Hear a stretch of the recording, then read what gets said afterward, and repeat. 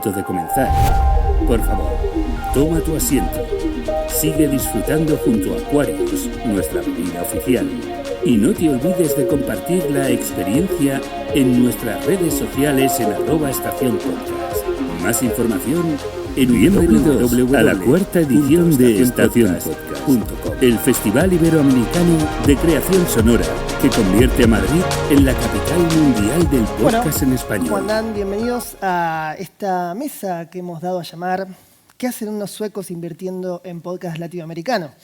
Nosotros no somos los suecos. Ustedes no son los suecos, ustedes son los latinoamericanos, justamente. Así que todos los que estaban esperando que la inversión se retiran, por favor. Bueno, un poco para responder esta pregunta, me parece que lo que sería interesante es entender justamente quiénes son ustedes. Tenemos a Luciano Banchero, de Posta. Tenemos a Manuela Wolfensao, ¿dije bien tu apellido, Manu? Lo dijiste perfecto. Muy bien. De Oronda Studio. Me gustaría un poco que le contemos a la audiencia qué es Posta y qué es Oronda. Manu. Ok, bueno, Oronda Studio es una casa productora de podcast que nació en el 2021 en la Ciudad de México. Aunque yo soy venezolana y tengo ya 8 años en México, justo nos especializamos en crear historias que pueden ser para una plataforma, para una marca o para darle voz a algún creador que quiere hacer crecer su contenido. Y desde que nació la casa productora tenemos como un fuerte componente en video, aunque hacemos ciertos documentales que son solo en audio y cosas que siempre van a ser audio first, pues también hacemos mucha producción en video. Y yo soy Luciano de Posta, soy cofundador de esta productora y jefe creativo de esta iniciativa que empezó hace 10 años. Nosotros fundamos Posta formalmente en noviembre de 2014, con lo cual a fines del año pasado celebramos nuestra primera década de existencia en la que pasó de todo y podríamos estar todo el panel contando año por año nuestra historia, pero creo que eso no es el propósito de la charla. Basta decir que tenemos más de 300 podcasts producidos, algunos de ellos contenidos originales, como La Segunda Muerte del Dios Punk, segunda temporada, que desde esta semana se puede escuchar en todas las plataformas y insto a quienes están acá a que lo escuchen si no lo hicieron todavía. Y que mañana vengan a la presentación, ¿no? También. Exactamente. Mañana al mediodía la presentación junto a Nicolás Maggi. Y contenido para marcas. Bien. Hablando de brand con propósito, como en la charla de Rosario que acaba de pasar. Nosotros trabajamos alrededor de necesidades y búsquedas de marcas que generalmente no tienen idea de cómo se hace un podcast, ¿no? Resumiendo, menciono esto porque gran parte del valor de Posta es el trabajo creativo que hacemos. Somos una productora, sí, pero muchas veces trabajamos de alguna manera como una agencia. Y lo hacemos en Argentina. Nosotros tenemos nuestra oficina en Buenos Aires. Oronda es nuestra compañía hermana en México. También trabajamos para el público latino de Estados Unidos y en cualquier parte del mundo que requiera de nuestros servicios. Y lo que vamos a contar un poco hoy, qué significa, que es algo que nos preguntan mucho. A fines de 2022 fuimos adquiridos por Podex Group, que es un grupo sueco del que ahora les vamos a contar un poco. Bien, pues se me adelantó Luciano, porque la próxima pregunta un poco era, bueno, ya saben ahora qué es Posta, qué es Oronda, cómo aparecen estos suecos, qué es Podex, ¿Quién un es poco, ese de la foto? claro. Bueno, ese es Luciano, yo lo conocí a Luciano en esa época. 10 años. Muy joven, Luciano. Luciano de 30, ahora acá está Luciano de 40. Exactamente. Sí. Pero muy mejorado hoy en día. Gracias. Pero bueno, nada, ¿cómo aparece Podex? ¿Qué es? Básicamente, explíquenme. Yo entiendo que es un holding de productoras de podcast. Quizás también ahí la pregunta es ¿por qué está interesado en Latinoamérica también, no? Un poco. Uh-huh. Creo que hace falta un poco de contexto para esto que tiene que ver con una bonanza que hubo hace 4 o 5 años de adquisiciones en el espacio del podcast cuando... Pandemia de por medio. Sí, se armó una especie de burbuja, justamente por usar un término pandémico, en la que muchas compañías grandes como Spotify y Amazon salieron a la compra de grandes productoras de podcast. Creo que 2 de los casos más resonantes fueron los de Gimlet y Parcast por parte de Spotify, 2 productoras especializadas en contenido de audio, cuando los podcasts eran de audio, narrativo específicamente. Y Wondery, que fue adquirida por Amazon en un deal que creo que hasta el momento no tiene comparación, pusieron $300 millones Sí. por la empresa. Por posta pusieron 400 millones. Ok, me imagino, ¿no? Sí, esa negociación fue muy dura. Por posta solo pusieron 299, porque no los querían empatar. Y en ese contexto hubo como una especie de fervor de las empresas y sobre todo las plataformas salieron a ver, hay que comprar empresas de podcast ahora. Los podcasts son las nuevas fuentes de propiedades intelectuales para después desarrollar en películas de Hollywood o series de televisión o crear nuevos medios. Bueno, vamos a calmarnos un poco. Yo aclaro que Podex, la búsqueda no tiene tanto que ver con eso. Sin dudas creo que nacieron inspirados por eso, pero el grupo Podex, que es un grupo que tiene base en Estocolmo, en Suecia, es un grupo de gente de Suecia básicamente, gente que viene del mundo del entretenimiento, que son empresarios de medios que trabajan en esto hace muchos años, que es su primera incursión en el mundo del podcast, pero que lo están haciendo de manera, creo, muy inteligente. Nosotros en Posta puntualmente habíamos tenido algunas charlas de adquisición que llegaron a absolutamente nada porque nunca nos encontrábamos con un potencial partner que creyera en el potencial de lo que veníamos haciendo y que nos acompañe a crecer, sino que nosotros teníamos que acompañarlos a crecer a ellos y era algo que para nosotros no tenía ningún tipo de propuesta de valor hasta que Podex se acerca con la propuesta básicamente de queremos que sigan haciendo lo mismo que están haciendo, pero más y mejor de esto. Podex no está interesado en tirar la plata y decir vamos a comprar todas las productoras de podcast del mundo, si bien ya han adquirido 11 productoras de Argentina, de México, de Suecia, Dinamarca, Francia, Reino Unido y Estados Unidos. Lemonada fue la última adquisición, hace algunos días se anunció nada más. Ellos quieren construir algo que sea un espacio colaborativo también, que haya colaboración entre todas estas plataformas para que el grupo sea realmente global. Y el propósito es ser el grupo de podcast internacional líder en la industria. Tengo una consulta más desde el plano personal. Cuando apareció la propuesta, ¿un poco no te pareció como medio... Me parece que esto es...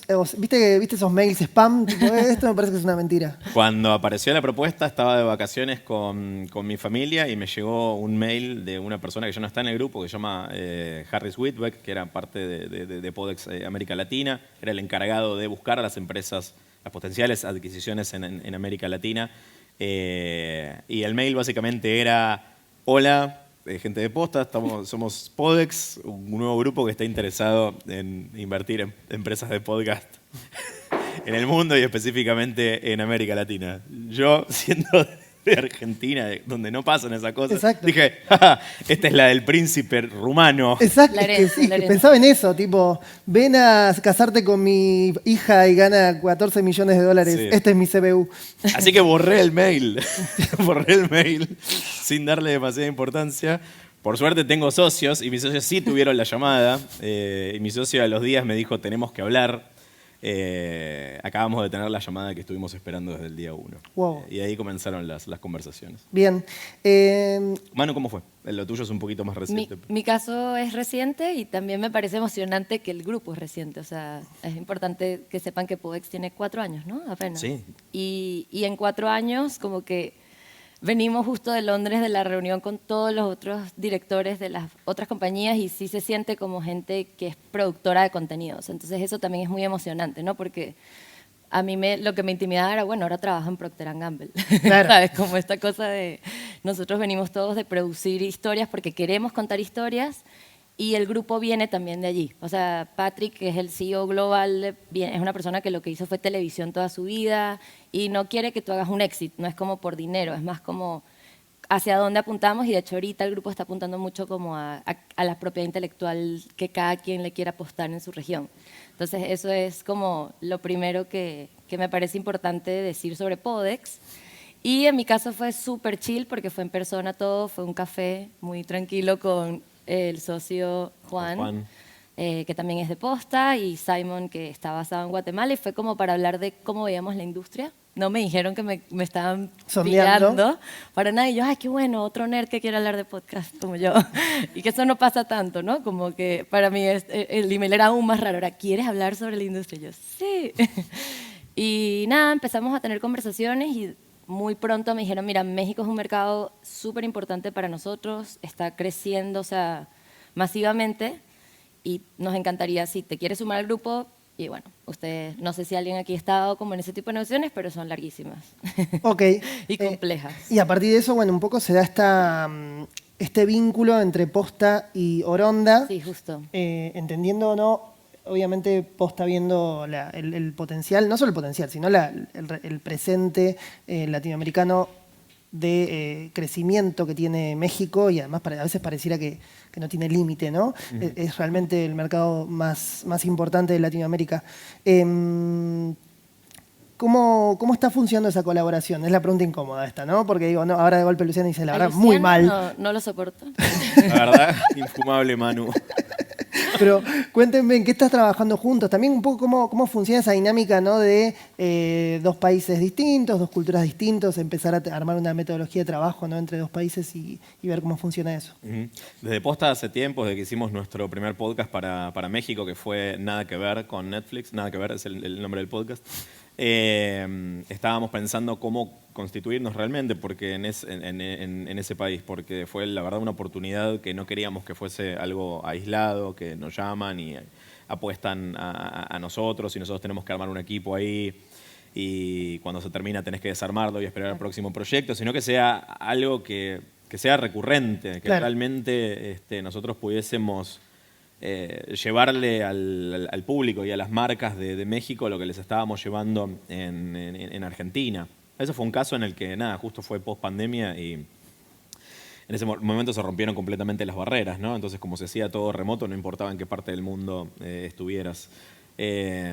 Cuando todo se volvió de alguna manera a su cauce y volvió la presencialidad y las producciones físicas, empezamos a pensar del lado de Posta cómo hacemos para sortear ese desafío. Intentamos varias cosas, tener una persona que nos represente allá, intentamos tener equipos itinerantes de alguna manera, pero realmente cuando conocimos a Manu, nos cerró por todos lados, nos pareció que era algo que tenía muchísimo sentido empezar a trabajar juntos. Digo, es como, ya que el espíritu de Podex es la colaboración y hay producciones de Reino Unido que luego se realizan en Finlandia y hay producciones de Estados Unidos que luego se hacen en Inglaterra. Para nosotros tenía todo el sentido del mundo convertirnos en lo que nosotros llamamos el hub latino de Podex, que Posta y Oronda sean hermanas y que haya una sinergia permanente. ¿Querés contar un poquito de los proyectos en los que estamos trabajando? Sí, mi momento fangirl es que, bueno, Nati Stein, que es la directora de producción de Oronda, y yo, las dos éramos muy fans del trabajo de Posta.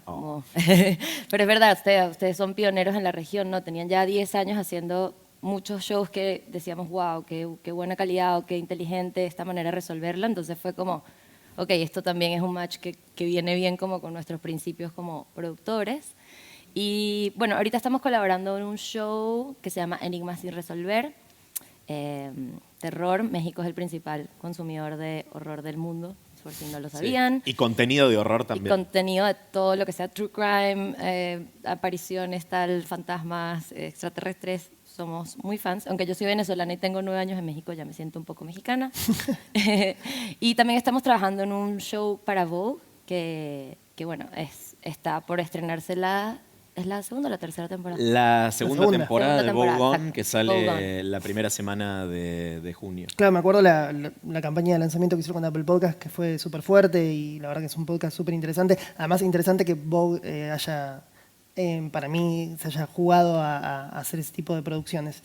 Me gustaría un poco consultarlos en su entendimiento del mercado latino, un poco qué es lo que ven, cuáles son los potenciales. El video cada vez es más importante, desde mi conocimiento de lo que hace Posta. Posta cada vez incursiona más y no solamente con 2 camaritas, sino que a veces parecen ya producciones audiovisuales a gran escala.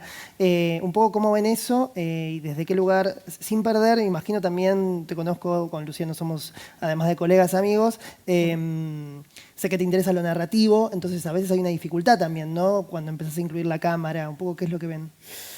Yo creo que acá empieza la respuesta a la pregunta que no solamente Bait, el nombre de esta charla, que es ¿qué hacen unos suecos invirtiendo en podcast latinoamericano? Porque es potencialmente uno de los mercados más grandes del mundo, con las audiencias más importantes del planeta y uno de los pocos lugares del planeta en el que todavía está todo por hacer. Claro. La oportunidad es gigante y es un poco frustrante que no se está cumpliendo tanto ese potencial.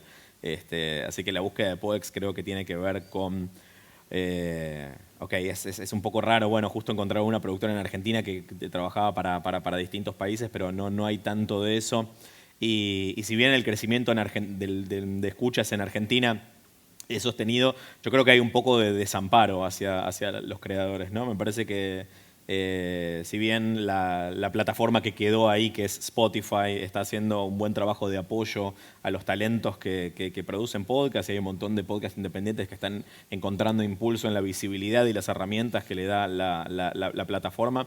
Creo que por las condiciones económicas y de Argentina terminamos un poco relegados, y una de las frases que más escuchamos es Argentina no es mercado. Claro. Pero tiene todo para hacerlo. Tiene la población, tiene la audiencia, tiene el interés, hay todos los años hay más oyentes. Tienen industria creativa también, ¿no? Y está el talento, está la creatividad.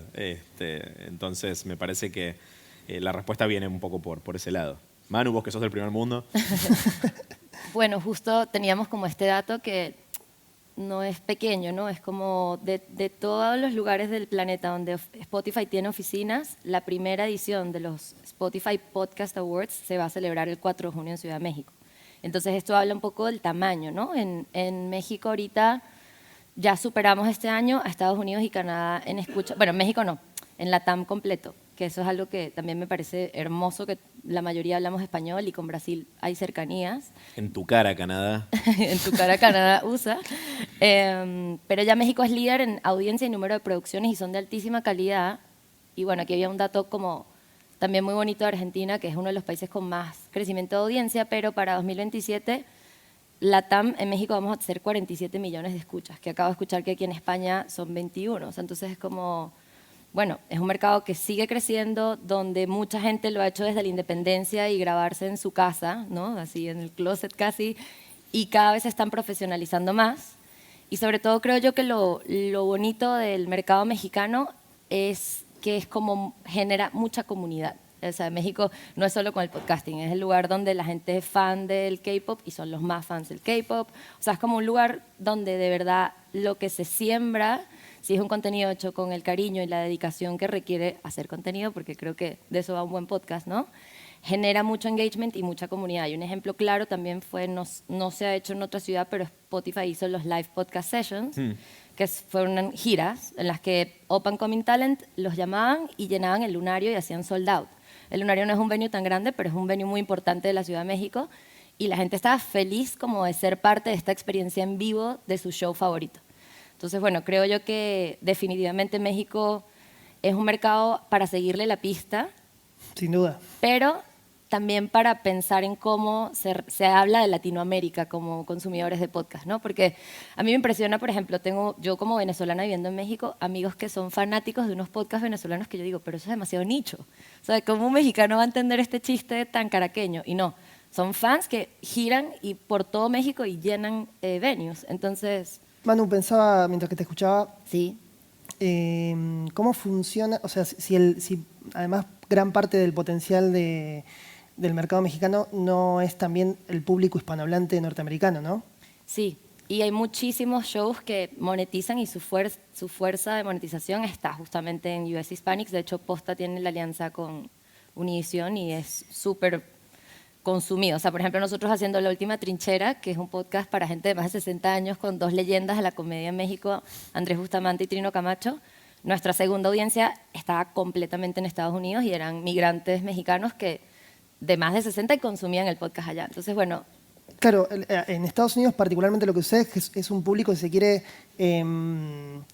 más educado, podríamos decir, en el consumo de podcast. Me sorprende enormemente esto que me estás diciendo, igual que hay un público más 60 que escucha podcast, porque digo, yo a mis viejos todavía les tengo que explicar. Yo a mi mamá viejos, también. Quiero decir, mis padres les tengo que explicar que es un podcast, a pesar de que trabajo en la industria.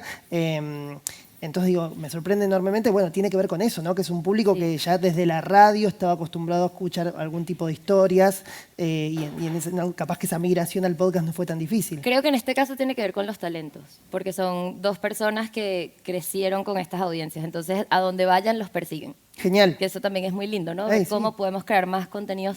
Creo que no hay mucha gente haciendo cosas para gente de más de 60 y son fans, ¿sabes? Una audiencia hermosa, por ejemplo. Imagino, y acá es hipótesis pura, que hay mucho temor en eso, en cómo hacemos que esa gente se baje una aplicación, ponga a escuchar, pero bueno, hay que pensar esa estrategia. Bueno, listo, YouTube, ¿no? este podcast. Sí, YouTube y Spotify ya lo usan. O sea, mi mamá usa Spotify. Sí, Bien. mi mamá también. Igual mi mamá escucha los podcasts porque yo ya sabe, ya está acostumbrada. Ya me quemaste la gorra. Bueno, me gustaría, ya que estamos en España, un poco que me cuenten qué potencial ven de comunicación entre los mercados. Sé que me queda poco tiempo, pero me gusta, estando acá creo que hay mucho para hacer, ¿no? A nivel Iberoamérica. Yo creo, por mi lectura de métricas, que de mercados hispanohablantes, España y México son dos de los mercados con mayor potencial. Bueno, un poco quiero saber su perspectiva al respecto. Yo creo que todavía falta el gran hit iberoamericano, ¿no? Para mí no hay ninguna razón por la cual no puedan existir un montón de esos. Creo que tiene que existir la voluntad y tiene que existir una fuertísima cooperación. Creo que es cuestión de alinear el eje producción, el eje talento y el eje distribución y promoción, sustentado, por supuesto, por el eje de la financiación. Claro. Pero con eso creo que se cerraría una barrera que para mí es imaginaria. Yo el año pasado me fui de acá como muy motivado a pensar alternativas, cuando vine a Estación el año pasado, a pensar alternativas de cómo hacemos para achicar esa brecha, cómo hacemos para acercarle al público español más producciones latinoamericanas y viceversa. Porque para mí no hay ninguna razón por la cual en Argentina no se pueden escuchar podcasts de España o de Chile, en México se escuchen producciones de Colombia, de Venezuela y demás. Creo que tiene que ver con que en Argentina se muestra Argentina, en México se muestra México, en España se muestra España. Y esto tiene que ver con algo que es muy propio de las plataformas, que es hoy cómo consumimos los contenidos. Lanzamos La Segunda Muerte del Dios Punk, segunda temporada, como les mencionaba, con una super promo en Apple Podcast, la plataforma donde hicimos el preestreno. Y el acuerdo que hicimos implicaba promoción destacada en toda América Latina, incluyendo México.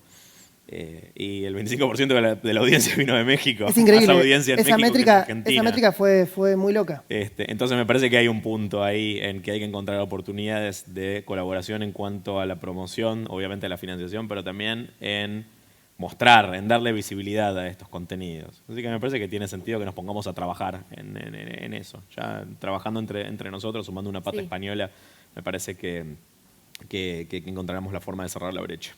¿Vos, Manu, qué pensás? Estoy totalmente de acuerdo contigo, Lu, y creo que también estaría muy cool pensarnos cuáles son las historias iberoamericanas. O sea, por ejemplo, el año pasado tuvimos la suerte, nos ganamos el premio Gabo con un podcast bellísimo y varios de los nominados eran de España, Portugal, estaban historias colombianas y como pensarnos, ¿no? Como, no sé, hay historias de colombianos peleando la guerra en Ucrania. O sea, como que sí creo que pasan cosas por la migración, por el mundo en el que vivimos, en el que podemos tener un diálogo. O sea, también está esta cosa como de curaduría y visibilidad de nuestros contenidos, que me parece vital, porque como me entero yo, no sé, Las Hijas de Felipe es uno de mis podcasts favoritos y más español no puede ser. Y cómo me enteré de Las Hijas de Felipe, bueno, porque estoy todo el tiempo yo chequeando esas cosas, pero sería muy cool que en Spotify le dieran espacio a Las Hijas de Felipe en México, donde hay una audiencia enorme, por decir cualquier ejemplo.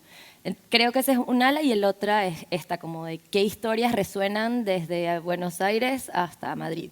Y estoy casi segura que hay historias de ese estilo y que pueden ser documentales, o sea, se pueden hacer de cualquier forma, no necesariamente tendrían que ser en video, ¿no? Como para poder conectarnos de verdad. Muy bien. Quiero preguntar, ¿alguien tiene alguna pregunta para hacer? No nos hagan pasar el papelón de que nadie tenga preguntas. Saben que hay una pregunta en el público. Muy bien. porque nos queda muy poco tiempo y de última yo tengo más preguntas, pero... Ok, yo vengo del área de radio en Miami y pues nosotros escogemos los temas de noticias por lo que es tendencia. ¿Qué criterios ustedes usan a la hora de escoger un tema que van a tocar en un podcast? En el caso personal de Posta, yo por suerte no elijo los temas que vamos a tocar en todos los episodios porque primero que sería como una dictadura y además me volvería completamente loco. Por suerte viene bastante dictado por, y esto es la respuesta que te quiero dar, el gusto. Creo que el gusto, la sensibilidad... es un poco lo que viene marcando nuestra impronta desde que empezamos hace 10 años, tanto para los contenidos originales como para los contenidos de marca. En ese caso, yo como director creativo, muchas cosas están guiadas por mi gusto. Por suerte es un trabajo cada vez más colaborativo con el equipo de Posta, pero es un mix de cosas que son tendencia o cosas que vemos que van a pasar, cómo maridamos eso con las cosas que nosotros tenemos ganas de hacer y de esa manera empezamos a construir nuestros contenidos. Sí. Una más. ¿Qué tal, Luciano? Hola, Marcos. ¿Cuánto tiempo? Me interesaba solo que profundizase un pelín sobre el tema de Podex, de estos inversores suecos. ¿Cómo funciona la relación en cuanto a los objetivos que marcan? Porque tengo entendido que también tienen un criterio, no solo es el dinero, sino que también hay otros criterios. Pero me interesaba un poco, ¿os exigen un crecimiento cada año? O sea, ¿cómo funciona más o menos eso? Esa relación? Me gusta que Marcos haya hecho una pregunta, pareciera que estuviera leyendo el guión. Gracias, Marcos.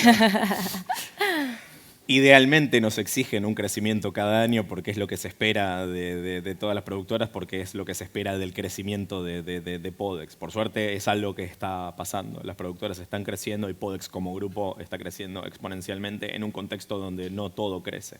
¿Querés contar un poquito vos también de cómo funciona? Sí, y justamente es como sumar a esos objetivos económicos que te llevan como a estos shifts, ¿no? De antes era todo commissions, ya no hay tantos commissioners que te paguen un show, entonces, bueno, está más enfocado ahora en propiedad intelectual a la que tú le puedas apostar, que vaya a tener anunciantes, a generar audiencias, como... Construir comunidad creo que es ahora el norte de la compañía. Pero como toda compañía, el año pasado me comentan que habían nortes distintos, pero sí, la idea es que tú sigas produciendo como tú sabes producir, entendiendo los matices culturales del país en el que estás, alcanzando unos objetivos económicos. Y hay que presentar reportes todos los meses y esas cosas divertidísimas por las que por suerte tengo un socio porque yo no sé hacerlas. Voy a hacer una última cosa y pueden responder o no. ¿Creen que Podex tendrá algún interés en incursionar también en el mercado español? Creo que sí, digo, es como los intereses de Podex van evolucionando. Esto es algo que en los últimos años, desde que empezamos, vimos mutando sus intereses en general y me parece que van acompañando me sale la palabra vaivenes, ¿no? Pero cómo se va moviendo la industria en todo sentido. De hecho, los he visto evolucionar su mirada sobre si podcast es solamente audio o hay que incluir el video, que me parece que es una discusión sobre la cual podemos tener opiniones, pero que en términos de industria ya está zanjada. Estoy de acuerdo. Sobre cuánto hay que involucrar a los talentos en la realización del contenido. Hemos tenido enardecidas discusiones con ellos sobre eso y es otra discusión que parece que cada vez está más clara la respuesta. Y en cuanto a los objetivos que tienen ellos, también fueron creciendo y me parece que España seguramente está dentro del radar, al menos por las cosas que conversamos informalmente con ellos. Buenísimo. Bueno, chicos, muchas gracias. Gracias a ustedes, gracias por venir. Gracias, Fede.